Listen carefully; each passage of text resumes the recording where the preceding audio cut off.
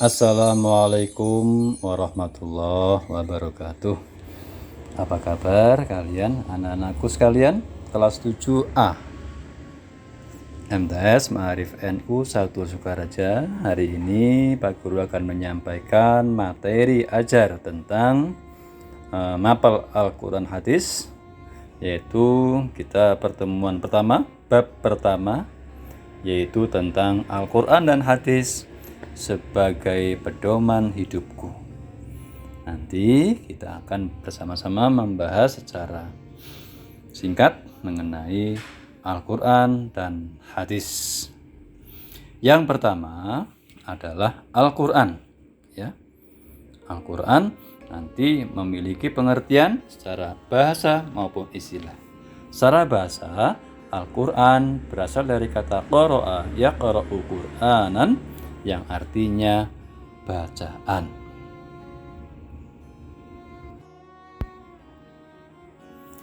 Sedangkan Al-Quran secara istilah adalah kalam Allah yang diturunkan kepada Nabi Muhammad SAW melalui perantara malaikat Jibril dan diturunkan secara berangsur-angsur atau bertahap. Kemudian fungsi Al-Quran yaitu sebagai petunjuk atau al-huda, yaitu menunjukkan manusia ke jalan yang benar. Fungsi yang kedua yaitu sebagai pembeda atau al-furqan, membedakan antara yang hak dan yang batil.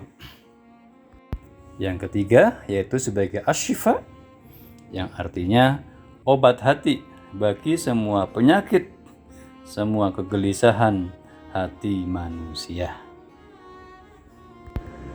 Anak-anakku sekalian, selanjutnya kita membahas tentang hadis. Pengertian hadis secara bahasa artinya baru, muda, atau berita. Ya, secara bahasa bisa berarti baru, bisa berarti muda, ataupun berita. Sedangkan secara istilah, hadis adalah segala apa yang disandarkan kepada Nabi Muhammad SAW, baik berupa ucapan, perbuatan, dan ketetapan Nabi Muhammad. Kemudian hadis sendiri juga memiliki beberapa fungsi anak-anakku sekalian.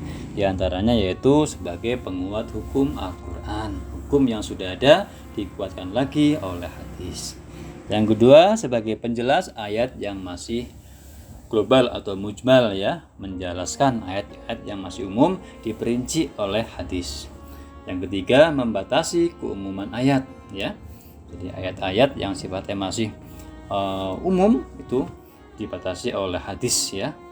Kemudian yang terakhir yaitu sebagai penetap hukum yang belum ada di Al-Quran, ya. Ada beberapa hukum yang memang belum terdapat di Al-Quran dan hadis di sini berperan sebagai menetapkan hukum baru. Itu. Iya, itu nggih. Jadi itulah beberapa poin-poin penting tentang Al-Quran dan hadis, baik pengertian maupun fungsi-fungsinya. Anak-anakku sekalian, Pak Guru berharap kalian memahami apa yang telah disampaikan. Ya, jangan lupa terus mencari ilmu untuk kebaikan hidup di dunia dan akhirat. Assalamualaikum warahmatullahi wabarakatuh.